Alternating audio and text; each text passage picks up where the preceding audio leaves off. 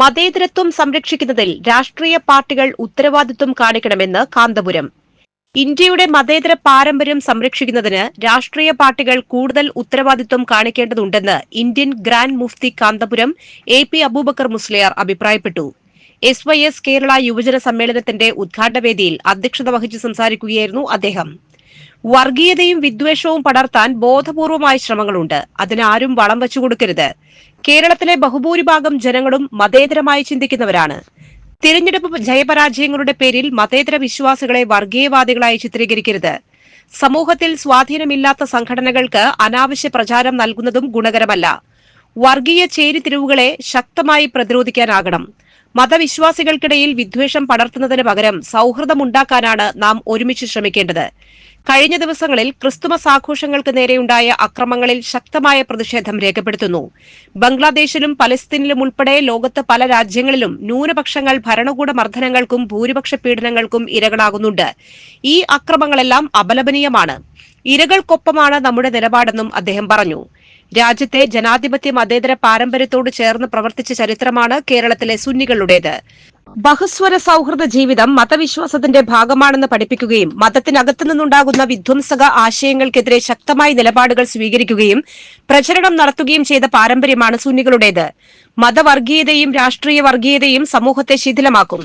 വർഗീയതയെ നിരാകരിക്കാൻ സമുദായ സംഘടനകളും പാർട്ടികളും സന്നദ്ധമാകണം. സലഫിസം, പൊളിറ്റിക്കൽ ഇസ്ലാം പോലുള്ള സമുദായത്തിനകത്തെ പ്രതിലോമ മൂവ്മെന്റുകളെ സമസ്ത ശക്തമായി എതിർത്തിട്ടുണ്ട്. ആശയവിമർശനം ഇനിയും തുടരും. ആശയവിയോജിപ്പുകൾക്കിടയിലും മനുഷ്യരുടെ ഐക്യം സമസ്ത പ്രധാനമായി കാണുന്നു. പീഡിപ്പിക്കപ്പെടുന്ന മനുഷ്യരോട് ഐക്യപ്പെടുന്നുവെന്നും കാന്തപുരം കൂട്ടിച്ചേർത്തു. പ്രമുഖ അമേരിക്കൻ പണ്ഡിതൻ യഹിയ റോഡസ് സമ്മേളനം ഉദ്ഘാടനം ചെയ്തു. മുസ്ലിം ജമാഅത്ത് സംസ്ഥാന ജനറൽ സെക്രട്ടറി സയ്യിദ് ഇബ്രാഹിം ഖലീലുൽ ബുഖാരി പ്രാർത്ഥന നടത്തി. SYS സംസ്ഥാന പ്രസിഡന്റ് സയ്യിദ് ത്വാഹ തങ്ങൾ സഖാഫി അധ്യക്ഷത വഹിച്ചു. മന്ത്രി K രാജൻ, പേരോട് അബ്ദുൾ റഹ്മാൻ സഖാഫി, വണ്ടൂർ അബ്ദുൾ റഹ്മാൻ ഫൈസി, M മുഹമ്മദ് സഖാഫി എന്നിവർ സംസാരിച്ചു. സമ്മേളനം ഇന്നും നാളെയും തുടരും. ഇന്ന് രാവിലെ 10-ന് ഫ്യൂച്ചർ കേരള സമ്മിറ്റ് വ്യവസായ മന്ത്രി P രാജീവ് ഉദ്ഘാടനം ചെയ്യും. വൈകുന്നേരം 5-ന് പൌരാവകാശ സമ്മേളനം മുഖ്യമന്ത്രി പിണറായി വിജയൻ ഉദ്ഘാടനം ചെയ്യും. കാന്തപുരം AP അബൂബക്കർ മുസ്ലിയാർ അധ്യക്ഷത വഹിക്കും. അഡ്വക്കേറ്റ് ഹാരിസ് ബീറാൻ MP പ്രഭാഷണം നടത്തും. Next gen conclave, history insight, cultural dialogue എന്നീ ഉപപരിപാടികളും സമ്മേളനത്തിന്റെ ഭാഗമായി നടക്കുന്നു.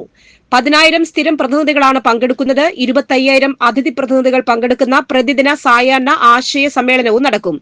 വിപുലമായ എക്സ്പോയും ദേശീയ പ്രതിനിധി സംഗമവും സമ്മേളനത്തിന്റെ ഭാഗമാണ്.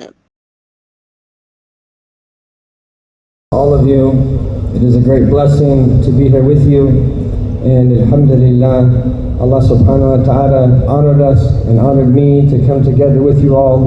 This is something that we've been trying to do for quite some time now. Last year, around this time, about a year and 2 months, I was supposed to be here with you all. I was unable to come because my father, rahimahullah ta'ala, was very ill. എന്നാണ് എനിക്ക് ഈ സമ്മേളനത്തിൽ അവരോട് ആദ്യമായി പറയാറുള്ളത്. രാഷ്ട്രീയം പറയുന്നവർ election വരുമ്പോൾ പരസ്പരം ഓരോ കക്ഷിയും മറ്റു കക്ഷികളുടെ ഗുണങ്ങളും ദോഷങ്ങളും എണ്ണിപ്പറയുന്നുവെങ്കിൽ അത് പറഞ്ഞുകൊള്ളട്ടെ. എന്നാൽ അത് കഴിഞ്ഞാലെങ്കിലും ഈ രാജ്യത്തിൻ്റെ ഭദ്രത ഇതിനുവേണ്ടി നിലകൊള്ളുന്ന പ്രസ്ഥാനം അഹ്ലുസ് സുന്നത്തി വൽ ജമാഅത്ത് അല്ലാതെ മറ്റൊരു പ്രസ്ഥാനവും ദീനീ പ്രസ്ഥാനങ്ങളിൽ ഇല്ല.